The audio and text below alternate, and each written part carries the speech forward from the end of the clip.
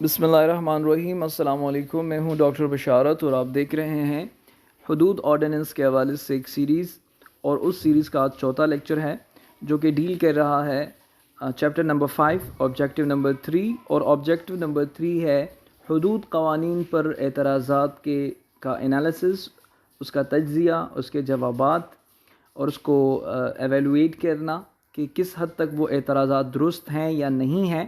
تو اس چیپٹر میں ہم اس پر بات کریں گے۔ اگرچہ چیپٹر میں بہت ساری چیزیں شامل ہیں، لیکن اس پریزنٹیشن کے لیے میں نے اسپیشلی 2 پوائنٹس اٹھائے ہیں۔ ایک رجم کے حوالے سے ہے کہ جس پر یہ اعتراض ہوتا ہے کہ رجم کی سزا اسلامی سزا نہیں ہے، اور اس کی آخری سزا جو ہے وہ وہی ہے جو قرآن میں ذکر ہے، جو 100 کوڑے ہیں زنا کی۔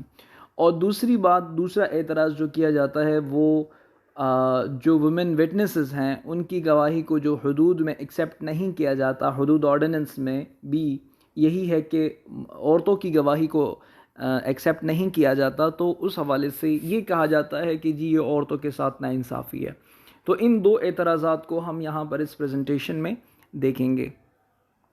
سب سے پہلے بات کرتے ہیں کہ رجم کی جو سزا ہے اس کے بارے میں یہ اعتراض کیا جاتا ہے کہ رجم از ان ان اسلامک پنشمنٹ۔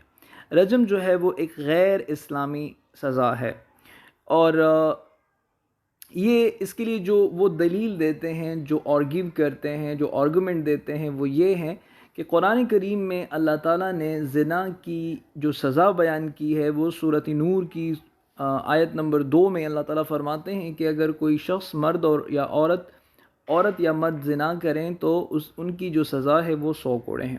تو اعتراض کرنے والے یہ کہتے ہیں کہ یہ سزا جو ہے یہ آخری سزا ہے، اور رجم کی سزا جو ہے یہ قرآن سے ثابت نہیں ہے، لہٰذا رجم کی سزا جو ہے وہ قرآن سے کنٹراڈکٹ کرتی ہے، لہٰذا یہ رجم کی جو سزا ہے وہ غیر اسلامی ہے۔ تو اگر آپ اس اعتراض کو دیکھیں تو بنیادی طور پر یہ بات سچ ہے اور صحیح ہے کہ قرآن کریم میں زنا کے حوالے سے اللہ تعالیٰ نے جو سزا مقرر کی ہے وہ 100 کوڑوں کی ہیں، اور یہ سزا جو ہے یہ غیر محسن کے لیے ہے، جو کہ غیر شادی شدہ ہیں ان کے لیے سزا ہے۔ احادیث مبارکہ میں شادی شدہ لوگوں کے لیے رجم کی سزا متعین کی گئی ہے، اور رجم کی جو سزا ہے وہ جن احادیث سے ثابت ہے وہ حدیث متواترہ ہیں۔ حدیث متواتر وہ احادیث ہیں جو کہ اتنے صحابہ کرام سے نقل ہوئی ہو کہ ان کا جھوٹ پر متفق ہونا یہ ممکن نہیں ہوتا۔ محدثین کے نزدیک تقریباً 51 اکابر صحابہ کرام سے رجم کی احادیث جو ہے وہ منقول ہیں، اور کئی کیسز میں حضرت معاذ رضی اللہ تعالیٰ عنہ کے کیس میں، یا پھر ایک عورت جو غامدیہ قبیلے سے تعلق رکھتی تھی، صحیح مسلم کے مطابق ان کیسز میں رسول اللہ صلی اللہ علیہ وسلم نے عملی طور پر اس سزا کو امپلیمنٹ کیا۔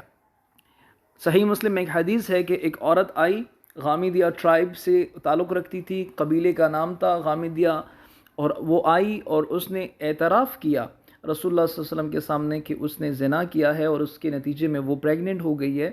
تو اس کی کنفیشن کو لے کر رسول اللہ صلی اللہ علیہ وسلم نے ان کو فرمایا کہ آپ جائیں اور اس بچے کو اس کو ولادت دیں، ان کو پیدا کریں، کیونکہ آپ پریگننٹ ہیں تو اس وقت آپ پر حد جاری نہیں ہو سکتی۔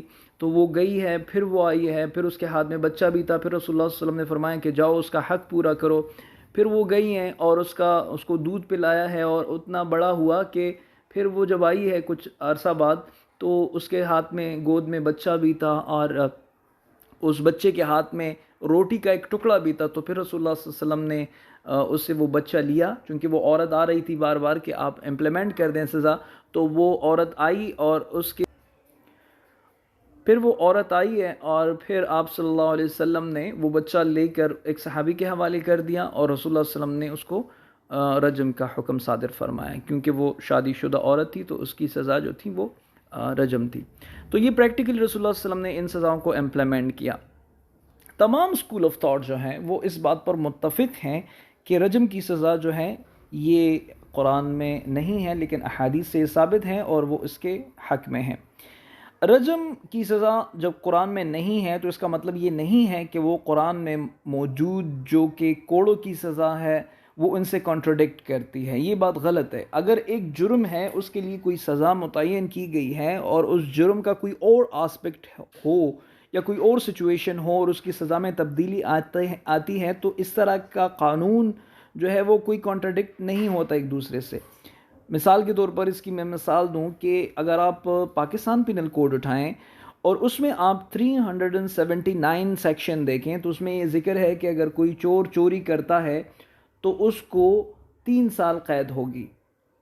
لیکن اگر آپ 380 سیکشن اٹھائیں تو اس میں یہ لکھا گیا ہے کہ اگر کوئی شخص کسی ریزیڈینشل ہاؤس میں کسی رہائشی گھر میں چوری کرے تو اس کی سزا 7 سال ہوگی. اب چوری تو چوری ہے. اگر کوئی شخص گھر کے اندر کرے یا گھر کے باہر کرے کسی دکان سے چوری کرے تو وہ تو چوری ہے. لیکن ریزیڈینشل ہاؤس میں چوری کرنا ایک سخت جرم ہے. ایک اور بھی زیادہ عزت و حرمت کی پامالی کا اس میں اندیشہ ہے. تو ظاہری بات ہے کہ اس کی سزا according to Pakistan penal code وہ 380 سیکشن کے نزدیک کے تحت وہ 7 سال ہے. تو اس طرح کسی غیر شادی شدہ کا ارتکابی جرم جو ہے اور کسی شادی شدہ کا یہ اکارڈنگ ٹو شریعہ ڈیفرنٹ ہے اور اس کے لیے شریعت نے جو سزائیں مقرر کی ہیں تو غیر شادی شدہ کے لیے 100 کوڑے ہیں جبکہ شادی شدہ کے لیے رجم کی سزا ہے. تو اس طرح جس طرح 379 اور 380 سیکشنز کے حوالے سے کوئی یہ نہیں کہہ سکتا کہ پاکستان پینل کوڈ کی یہ سزائیں آپس میں کنٹراڈکشن میں ہیں, کسی طرح شریعت کی روح سے یہ سزائیں جو ہیں یہ کنٹراڈکشن میں نہیں ہیں. اور دوسری بات یہ ہے کہ احادیث بھی وحی کا ایک حصہ ہوتی ہیں اور رسول اللہ صلی اللہ علیہ وسلم کے مطابق کے حوالے سے اللہ تعالیٰ کا ارشاد ہے کہ وما اعوذ باللہ من الشیطان الرجیم وما ينطق عن الهوى ان هو الا وحی یوحى, کہ رسول اللہ صلی اللہ علیہ وسلم اپنی مرضی سے کچھ نہیں کہتے, وہ جو بھی فرماتے ہیں وہ دراصل اللہ کی طرف سے وحی ہوتی ہے. تو احادیث صحیح احادیث بھی ان کا حکم بھی جو ہے وہ ایسا ہی ہے جیسے قرآن کا حکم ہے. اس اعتراض کا ایک دوسرا آسپیکٹ جو ہے وہ یہ ہے کہ رجم کی سزا بہت سخت ہے, وہ باربیرک قسم کی سزا ہے. تو پہلی بات تو یہ ہے کہ دنیا میں کتنی ہی ایسی سزائیں ہیں جو سخت ہیں. ٹھیک ہے, آپ جائیں گیس چیمبرز میں بند کر کے ان پر زہریلی گیس چھوڑ دی جاتی ہیں, زہریلے انجیکشنز لگا دیے جاتے ہیں, کتنی تکلیف سے وہ بندہ جب مرتا ہے تو گزرتا ہے. پھانسی کی سزا خود کتنی سخت سزا ہے, یا سر پر گولی مارنے کی سزا ہے, یا اس طرح دیگر کئی سزائیں ہیں جو دنیا میں امپلیمنٹڈ ہیں. سر کا کاٹنا, بہت سی ایسی سزائیں ہیں. تو رجم بھی ایک سزا ہے. اور سزا کے حوالے سے جو انسان کی سائیکی ہے وہ یہ ہے, عام طور پر جب بھی انسان کوئی جرم یا کوئی عمل کرتا ہے تو اس کے ایڈوانٹیجز اور ڈس ایڈوانٹیجز کو دیکھتا ہے.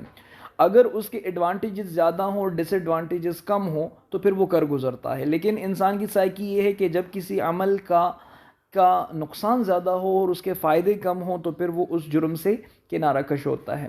تو اللہ تعالیٰ چونکہ خالق ہے انسان کا اور پوری دنیا کا اور پوری کائنات کا, وہ خوب جانتا ہے انسان کی سائیکی کو. تو لہٰذا اس حوالے سے اللہ تعالیٰ نے سخت سزائیں اس وجہ سے متعین کی ہے کہ کوئی اس طرح سوسائٹی میں جرم کا ارتکاب نہ کریں. اور دوسری بات یہ کہ جب حد نافذ ہوتا ہے تو حد کے حوالے سے اللہ تعالیٰ کا ارشاد ہے قرآن کریم میں بھی. جب اللہ تعالیٰ 100 کوڑوں کا ذکر فرماتے ہیں تو اللہ تعالیٰ فرماتے ہیں کہ وَلَا تَأْخُذْكُمْ بِهِمَا رَأْفَةٌ فِي دِينِ اللَّهِ إِن كُنتُمْ تُؤْمِنُونَ بِاللَّهِ وَالْيَوْمِ الْآخِرِ, کہ آپ لوگ جو ہیں وہ سزا کے امپلیمنٹ کرنے میں نرمی نہ کریں. اگر کوئی حد کی سچویشن تک آ گیا ہے اور حد نافذ ہو رہا ہے تو اس وقت نرمی نہ کریں, بلکہ اگر آپ اللہ اور قیامت پر ایمان رکھتے ہیں تو سزا کو سخت کریں. اور دوسری بات یہ کہ سب کے سامنے سزا دیں تاکہ لوگ دیکھیں اور ان سے عبرت حاصل کریں. تو لہٰذا دونوں اعتراضات جو ہے وہ وہ اس لیول کے نہیں ہیں, ان کی نیچر ایسی ہے کہ وہ کوئی پرائمری اعتراضات نہیں ہیں بلکہ سیکنڈری اعتراضات ہیں اور اس کی کوئی حیثیت نہیں ہے اکارڈنگ ٹو شریعہ. دوسرا جو اہم نقطہ میں نے اٹھایا ہے اعتراضات کے حوالے سے وہ خواتین کے حدود قوانین میں خواتین کی گواہی کے متعلق ہیں. اعتراض یہ کیا جاتا ہے کہ خواتین کی گواہی کو حدود قوانین میں ایکسیپٹ نہیں کیا جاتا اور یہ ان کے ساتھ ایک قسم کا انجسٹس ہے اور زیادتی ہے. پہلی بات تو یہ ہے کہ قرآن کریم میں پہلی بات تو اب یہ جان لیجئے کہ شریعت میں حدود کے لیے 2 مرد گواہوں کا ہونا لازمی ہے، ٹھیک ہے، according to all schools of thought. لیکن زنا کے مسئلے میں 4 گواہ اور مرد گواہ کا ہونا لازمی ہے. یہ قوانین بنیادی طور پر لیے کہاں سے گئے ہیں؟ بنیادی طور پر جو زنا کے حوالے سے جو 4 گواہوں کی شرط ہے وہ قرآن سے آیت لی گئی ہے. قرآن کی آیت ہے سورۃ نور کی آیت نمبر 4، جس میں اللہ فرماتے ہیں والذین یرمون المحصنات، وہ لوگ جو نیک پاک دامن عورتوں پر الزام لگاتے ہیں، ثم لم یأتوا باربعۃ شہداء، اور پھر وہ لوگ 4 گواہوں کو نہیں لاتے. یہ دیکھیں 4 گواہ لازمی ہے لانا. اگر کسی پر آپ الزام لگاتے ہیں خدا نخواستہ تو اس کو ثابت کرنا اور ان کو 4 گواہوں کو لانا لازمی ہو جاتا ہے. تو اللہ تعالیٰ فرماتے ہیں فجلدوہم 80 جلدۃ، ان کو پھر وہ کوڑے ماریں 80 کوڑے، ولا تقبلوا لهم شہادۃ ابدا، اور ان کی گواہی کو کسی بھی عدالت میں پھر قبول نہ کریں. تو 4 گواہوں کی جو شرط ہے زنا کے حوالے سے وہ اللہ تعالیٰ نے رکھی ہے. اب یہ 4 گواہ مرد ہونے چاہیے. بنیادی طور پر یہ جو مرد کا ترجمہ ہے کہ اربعۃ شہداء کا مطلب ہے 4 مرد گواہ. تو یہ مرد کا ذکر کہاں سے آیا؟ بنیادی طور پر فقہاء نے 2 وجوہات بیان کیے. پہلی بات یہ کہ آپ صلی اللہ علیہ وسلم یا صحابہ کرام کی زندگی میں کبھی کوئی ایسا ثبوت ہمیں نہیں ملتا کہ حدود اور پھر زنا کے مسئلے میں عورت گواہ کو لیا گیا ہو. دوسری بات یہ کہ عربی گرامر کا ایک وہ لاتے ہیں فقہا کہ جب بھی یہ تعداد 3 سے لے کر 10 تک کے درمیان تعداد عربی میں ذکر ہو اور وہ مؤنث ہو. مؤنث کیسے ہوگا؟ ظاہری بات ہے تعداد میں ایک مؤنث ہوتا ہے ایک مذکر ہوتا ہے. یعنی بِأَرْبَعَةِ، یہ جو تی آخر میں ہے اس کا مطلب ہے کہ یہ عدد مؤنث ہے.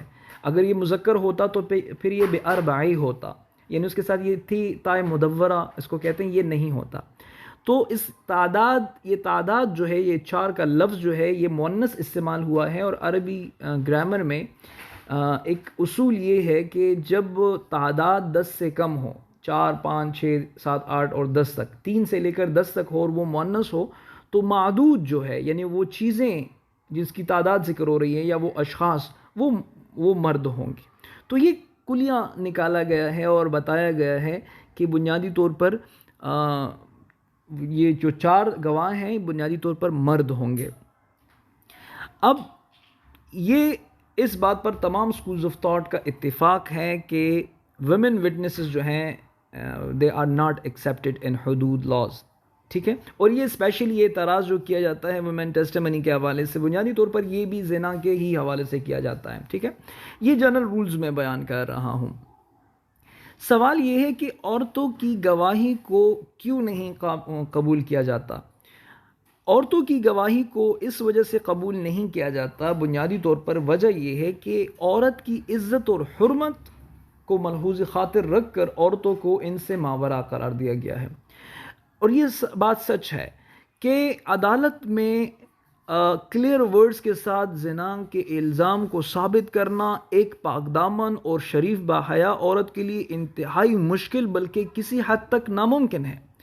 کیونکہ عدالت میں سب مردوں کے سامنے، سب لوگوں کے سامنے، آپ کے محرم اور نامحرم کے سامنے ٹف کویسچنز کا جواب دینا، عدالت میں یہ ثابت کرنا کہ زنا فی الواقع ہوا ہے. کیونکہ الفاظ یہ ہونے چاہیے کہ جس طرح سرما دانی میں سرما داخل ہوتا ہے اور جس طرح سوئی کے اس جو سوراخ میں وہ داغا داخل ہوتا ہے، اس طرح میں نے دونوں کو آپس میں دیکھا ہے. اور بالکل کلیئر ورڈز میں پوزیشنز کو بھی اور ہر ایک چیز کو بھی آپ نے واضح الفاظ میں کہنا ہے. کیونکہ یہ شہادت کا مسئلہ ہے اور یہ گواہی کا مسئلہ ہے اور اس پر حد جاری ہوتی ہے. اگر شادی شدہ ہے تو رجم کی حد ثابت ہوتی ہے، اور اگر رجم نہیں ہے تو پھر 100 کوڑے اور ساتھ میں جو اس شخص کی جو عزت کا مسئلہ ہے. تو یہ بہت حساس چیزیں ہوتی ہیں. تو لہٰذا ایک عورت اپنی نیچرل موڈیسٹی اور اپنی فطری حیا کی وجہ سے اس قسم کے اعتراف عام طور پر عدالتوں میں نہیں کر سکتی. شہادت کے لیے، گواہی کے لیے ڈیرنگ چاہیے، حوصلہ چاہیے، جرت چاہیے. اور پھر ظاہری بات ہے کہ اس میں ایک پاسبل ریئیکشن کا بھی خطرہ ہوتا ہے کہ جس پارٹی کے خلاف آپ دے رہے ہیں گواہی وہ آپ کے خلاف ریئیکٹ کر سکتی ہیں. تو اس طرح کی سچویشنز میں ایک عورت کے لیے گواہی دینا یہ میرے خیال میں تو ناممکن ہو جاتا ہے. فقہا نے اس وجہ سے اسپیشلی زنا کے حوالے سے 4 مردوں کی گواہی کو لازمی قرار دیا ہے اور عورتوں کو ان سے ایکسکلوڈ کیا ہے. ہاں اب اس میں کچھ سچویشنز وہ دیتے ہیں جو کرٹکس ہوتے ہیں، جو کریٹیکس ہیں، وہ ایک سچویشن دیتے ہیں، کچھ اضطراری حالتیں دیتی ہیں. فار ایگزامپل وہ کہتے ہیں کہ جس طرح فار ایگزامپل کسی مدرسے میں یا کسی گرلز ہاسٹل میں کوئی زنا کا واقعہ ہو گیا، وہاں پہ سینکڑوں خواتین موجود ہوتی ہیں لیکن مرد نہیں ہوتا، تو حد جاری نہیں ہوگا کیا؟ تو جنرل رول تو یہ ہے کہ حد جاری نہیں ہوگا کیونکہ وہاں پہ مرد نہیں ہیں، ٹھیک ہے. لیکن اگر اعتراض یہ ہے کہ اگر فار ایگزامپل میں یہ کہوں کہ اگر جنگل میں ہو جائے کوئی جرم تو وہاں پہ تو عورت بھی نہیں ہوگی، تو وہاں پر بھی تو حد جاری نہیں ہوتا. اعتراضات تو یہ ہیں. بہرحال ان کے اعتراضات کا رخ کہیں پر بھی موڑا جا سکتا ہے. فار ایگزامپل اگر وہ یہ اعتراض کر لیں، اعتراض کرنے والے کہ جرم تو ایک شخص کی گواہی سے بھی ثابت ہو جائے گا، تو پھر یہ 4 کیوں؟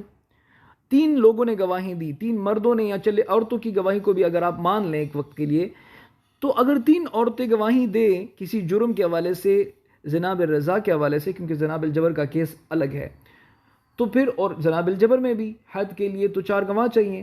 تو اگر 3 گواہ موجود ہیں زنا بالجبر یا زنا بالرضا کے لیے اور چوتھا گواہ نہیں ہے، تو حد تو پھر بھی جاری نہیں ہوگی. تو اعتراض کرنے والے تو پھر بھی کہیں گے کہ حد کیوں جاری نہیں ہوتی. تو بہرحال یہ سٹینڈرڈز اللہ تعالیٰ نے مقرر کیے ہیں کہ 4 گواہ کم از کم ہونے چاہیے.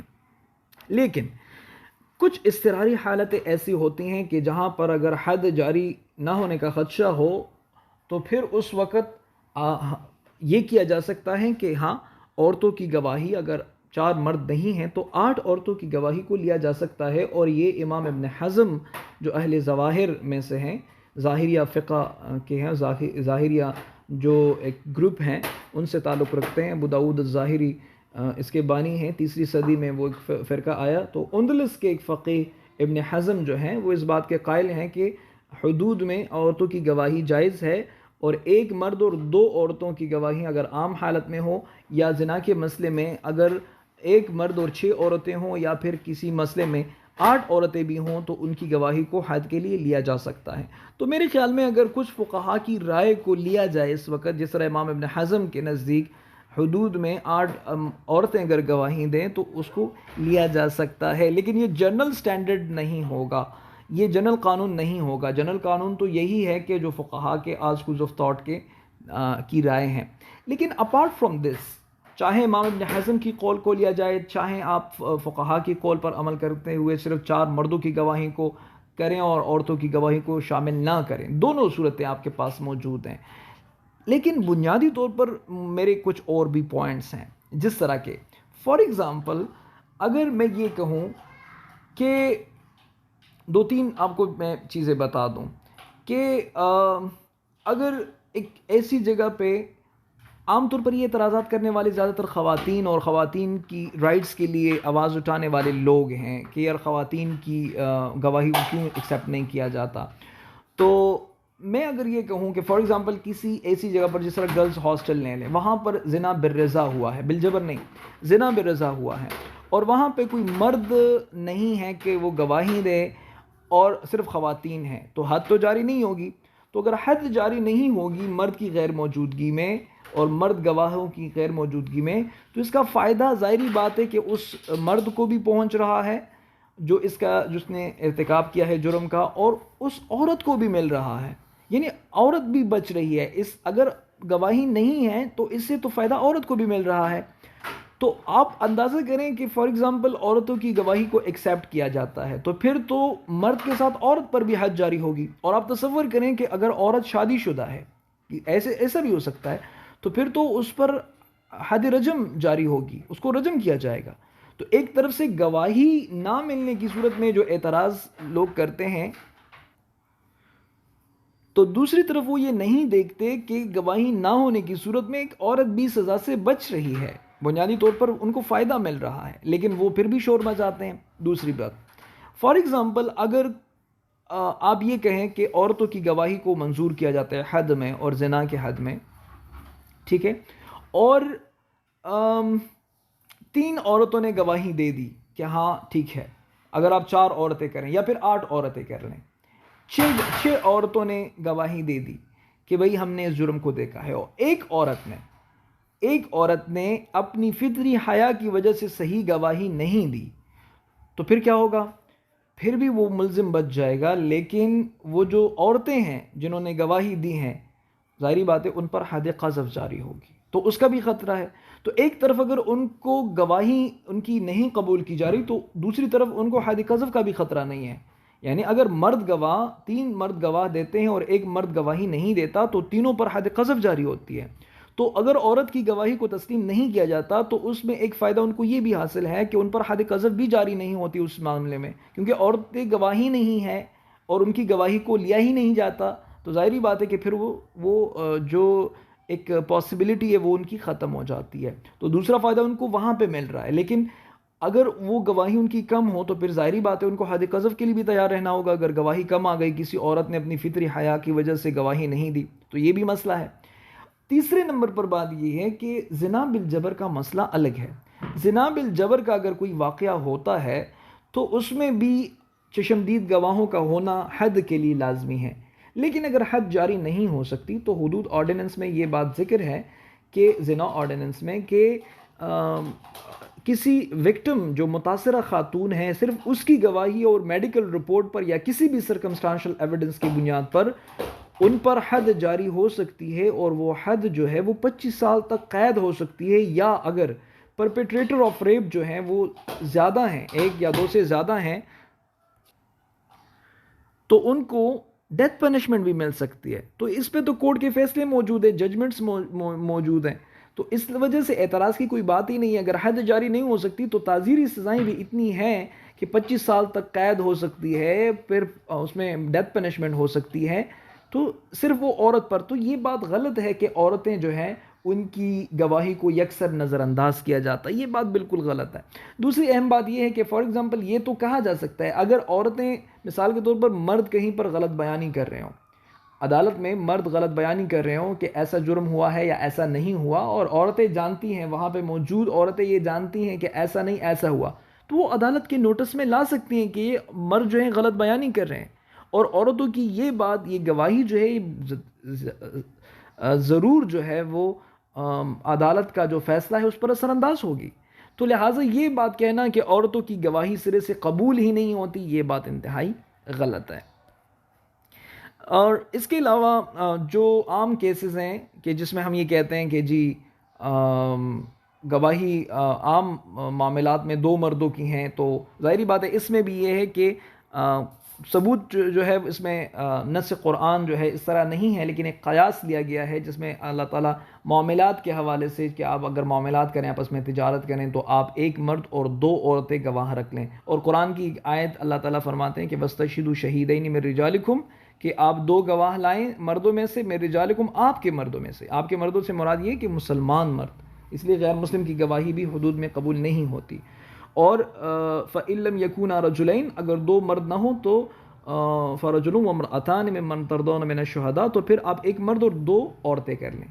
اور اس کی وجہ اللہ تعالیٰ نے یہ بیان فرمائی کہ أَن تَضِلَّ إِحْدَاهُمَا فَتُذَكِّرَ إِحْدَاهُمَا الْأُخْرَى، کہ اگر ایک عورت بھول جائیں تو دوسری عورت اس کو یاد دلائیں۔ ظاہری بات ہے اللہ تعالیٰ جو ہے بنیادی طور پر یہ فرماتے ہیں اس وجہ سے کہ اگر ایک گھریلو عورت ہے اور وہ اپنے گھر میں رہتی ہے، تو یہ گھریلو عورتیں جب عدالت میں جاتی ہیں اور گواہی دینے کے لیے، اور ارد گرد کا ماحول ان پر اثر انداز ہوتا ہے، تو پھر ظاہری بات ہے پریشر میں آ کر یہ ممکن ہے کہ کوئی عورت بات بھول جائے، تو اس لیے شریعت نے دو عورتوں کو گواہی دینے کے لیے ایک مرد کے برابر قرار دیا ہے کہ اگر عورت پریشر میں آ کر بات بھول جائے تو دوسری عورت اس کو یاد دلانے کے لیے موجود ہو۔ بہرحال یہ وہ آیت ہے جس سے استدلال کیا جاتا ہے کہ حدود کے مسئلے میں دو مردوں کی گواہی بھی لازمی ہے، اور چونکہ سینسٹیوٹی اس میں زیادہ ہوتی ہے تو عورتوں کو فقہاء نے ایکسکلوڈ کیا ہے۔ لیکن اس میں بھی امام ابن حزم کی رائے جو ہے وہ بہرحال موجود ہے، عطا خراسانی جیسے اسکالرس کی رائے موجود ہے کہ ایک مرد اور دو عورتیں کی گواہی جو ہے وہ اس میں کافی ہو سکتی ہے۔ تو میرے خیال میں اگر اس پر عمل کیا جائے تو اعتراض کرنے والوں کا اعتراض بھی ختم ہو جاتا ہے، اور دوسری بات یہ کہ حد کے چانسز بھی بڑھ جاتے ہیں، کیونکہ ظاہری بات ہے کہ بعض دفعہ مشکل ہوتا ہے کہ دو مردوں کی گواہی جو ہے وہ میسر ہو۔ بہرحال امام ابن حزم کی رائے اور عطا خراسانی کی رائے اس معاملے میں بہت اہم ہے. عورتوں کی گواہی کو لیا جا سکتا ہے ان کے حوالے سے، بلکہ میں نے تو پچھلے سلائڈز میں یہ بھی کہا تھا کہ اگر جس طرح ابن القیم الجوزی رحمۃ اللہ علیہ کے ہاں قرائن بھی افیکٹو ہوتے سم ٹائم، جس طرح چوری کے مسئلے میں اگر وہ کہتے ہیں کہ اگر اس قدر مضبوط قرائن موجود ہیں کہ عدالت کو یہ سیٹسفیکشن حاصل ہو کہ چوری اسی نے کی ہے تو اس کے بل پہ وہ ہاتھ بھی کاٹ سکتا ہے. یہاں تک کہ امام مالک نے تو اس معاملے میں ایک اور بھی بات کی ہے. اس نے کہا کہ اگر معروف چور ہو اور یہ ثابت ہو جائے کہ اس نے چوری کی ہے، عدالت اس بات پر سیٹسفائیڈ ہو، لیکن وہ ایک شہادتیں نہیں ہیں اس کے اگینسٹ اور نہ ہی وہ اقرار کر رہا ہو، تو عدالت کو چاہیے کہ اس کو اتنا مارے، ان کو حکم دیں کہ ان کو اتنا مارا جائے کہ وہ اقرار کر لیں. حالانکہ شریعت میں اقرار جو ہے وہ بے رضا ہوتا ہے، لیکن امام مالک کا یہ کہنا ہے کہ اقرار اگر وہ نہیں کرتا تو اس کو مار پیٹ کر اقرار اس سے کروایا جائے اور اس کے بعد ہی اس کا ہاتھ کاٹا جائے. تو یہ جو اوپینینز ہیں، جس طرح امام مالک کا یہ ہے یا ابن القیم الجوزی کے ہیں یا امام ابن حزم کے ہیں، عطا خراسانی کے ہیں، یہ بھی وہ چیزیں ہیں جو کہ ان کو لیا جا سکتا ہے، ان پر عمل کیا جا سکتا ہے. یہ کوئی ایسی باتیں نہیں ہیں جو قرآن اور حدیث کے خلاف ہوں، بلکہ انہوں نے بھی قرآن و حدیث سے استدلال کرتے ہوئے اور ظاہری بات ہے کہ حدود قوانین کی افادیت اور اس کو افیکٹو بنانے کے لیے مختلف رائیں پیش کی ہیں. تو ظاہری بات ہے کہ ان کو حدود قوانین میں شامل کیا جانا چاہیے، اور اس میں ایک سکوپ موجود ہے کہ اس میں حدود آرڈیننسز میں کچھ امینڈمنٹس کی جا سکیں اور حدود قوانین کو مزید افیکٹو بنایا جا سکے. تو کچھ اعتراضات جو ہے وہ آپ کہہ سکتے ہیں کہ یہ ہے کہ حدود آرڈیننسز پر جو اعتراضات ہیں وہ کچھ حد تک درست ہیں اور ان کو ٹھیک کیا جا سکتا ہے. ان کو مختلف فقہا کی رائے ان پر عمل کر کے حدود قوانین کو مزید قابل عمل بنایا جا سکتا ہے، افیکٹو بنایا جا سکتا ہے. تو یہ بنیادی طور پر جو حدود قوانین ہیں اس میں جو میرے تھیسز ہیں اس میں چیپٹر نمبر 5 اور آبجیکٹیو نمبر 3 تھا جو میں نے آپ کے سامنے بیان کیا. تھینک یو سو مچ، بہت شکریہ. اللہ حافظ.